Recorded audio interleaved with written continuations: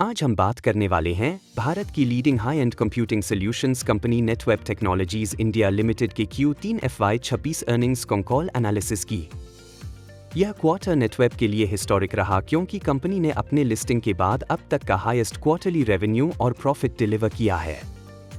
AI adoption, strategic government orders और strong organic demand के combination ने Q3 FY26 को कंपनी के लिए रिकॉर्ड ब्रेकिंग बना दिया है। सबसे पहले हेडलाइन नंबर्स से शुरुआत करते हैं। Q3 FY26 में नेटवेब ने 8,049 रुपए मिलियन यानी लगभग 805 करोड़ रुपए का रेवेन्यू दर्ज किया, जो ईयर ऑन ईयर 141% और क्वार्टर ऑन क्वार्टर 165% ग्रोथ दर्शाता है। ऑपरेटिंग एबिटा 979 रुपए मिलियन रहा, जिसमें 127% यूवाई ग्रोथ है और एबिटा मार्जिन 12.2% रही। प्रॉफिट आफ्टर टैक्स 733 रुपए मिलियन यानी लगभग 73 करोड़ रुपए रहा, जो 146% यूवाई ग्रोथ है और पैट मार्जिन करीब 9% रही। 9 महीने FY26 के आंकड़ों को देखें तो रेवेन्यू 14,099 रुपए मिलियन रहा, जिसमें 92% यूवाई ग्रोथ है। रो 30.5% और रोस 41.3% जैसे मजबूत रिटर्न रेशियोज यह संकेत देते हैं कि ग्रोथ केवल रेवेन्यू ड्रिवन नहीं, बल्कि कैपिटल एफिशिएंसी भी मजबूत है। इस क्वार्टर का सबसे बड़ा हाईलाइट रहा 4,504 रुपए मिलियन का strategic AI order execution. Management ने बताया कि यह ऑर्डर नेशनल इंपॉर्टेंस का है और इंडिया की AI कंप्यूट इंफ्रास्ट्रक्चर को मजबूत करने के उद्देश्य से है। AI सिस्टम सेगमेंट ने Q3 FY26 रेवेन्यू का 64% योगदान दिया, जबकि 9 मंथ बेसिस पर AI का शेयर 48% रहा। इससे साफ संकेत मिलता है कि नेटवेब अब प्योर HPC कंपनी से इवॉल्व होकर AI इंफ्रास्ट्रक्चर लीडर बन चुकी है।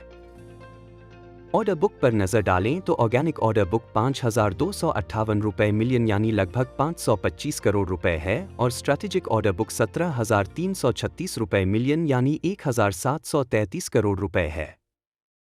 मैनेजमेंट ने बताया कि स्ट्रैटेजिक ऑर्डर्स पर PBT मार्जिन लगभग 200 बेसिस पॉइंट्स कम रहता है, क्योंकि ये लार्ज टिकट कम्पिटिटिव बिड्स होते हैं। लेकिन ऑर्गेनिक बिजनेस में 30-40% की ग्रोथ गाइडेंस को मैनेजमेंट ने फिर दोहराया है। स्ट्रैटेजिक ऑर्डर्स को कंपनी गाइड नहीं करती, बल्कि विन होने पर अनाउंस करती है। AI मिशन और गवर्नमेंट डिमांड पर मैनेजमेंट ने काफी कॉन्फिडेंस दिखाया है। गवर्नमेंट ऑफ इंडिया का AI push, CSP based GPU leasing model और future on prem GPU procurement pipeline आने वाले वर्षों में स्ट्रॉन्ग डिमांड विजिबिलिटी देता है।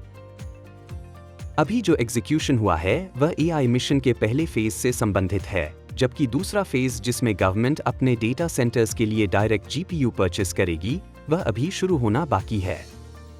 इससे मीडियम टर्म अपॉर्चुनिटी पाइपलाइन काफी मजबूत दिखाई देती है। मार्जिन्स पर बात करें तो Q3 में मार्जिन स्लाइटली मॉडरेटेड रहे क्योंकि स्ट्रैटेजिक ऑर्डर मिक्स ज्यादा था। मैनेजमेंट ने स्पष्ट किया कि कोर बिजनेस मार्जिन्स 13-14% रेंज में सस्टेनेबल हैं, जबकि strategic orders margin slightly lower होते हैं। Importantly, सप्लाई चेन डिसरप्शंस के बावजूद कंपनी ने प्राइसिंग डिसिप्लिन और एग्जीक्यूशन कैपेबिलिटी बनाए रखी है।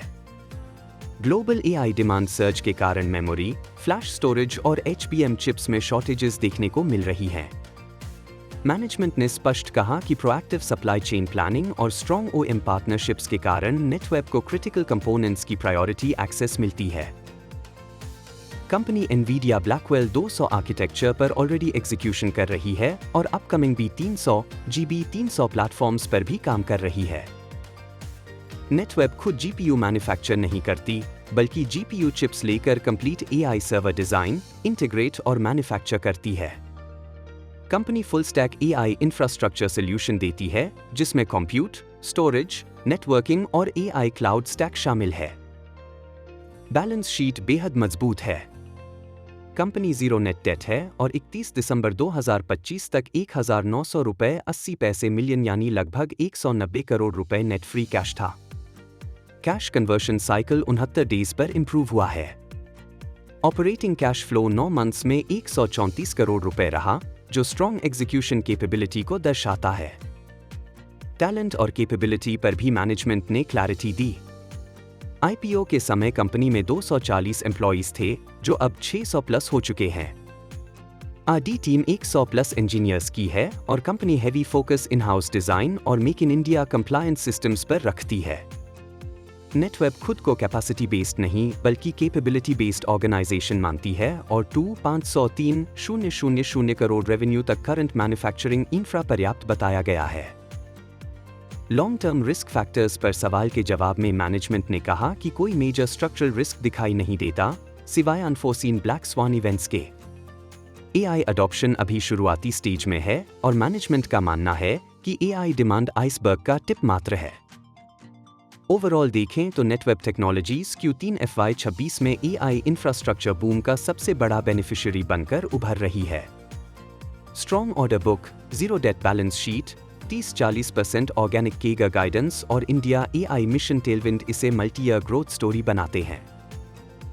अंत में एक जरूरी डिस्क्लेमर, यह वीडियो केवल शैक्षणिक उद्देश्य के लिए बनाया गया है। इसमें दी गई जानकारी किसी भी प्रकार की निवेश सलाह नहीं है। कृपया किसी भी निवेश निर्णय से पहले अपने SEBI रजिस्टर्ड इन्वेस्टमेंट एडवाइजर से सलाह अवश्य लें।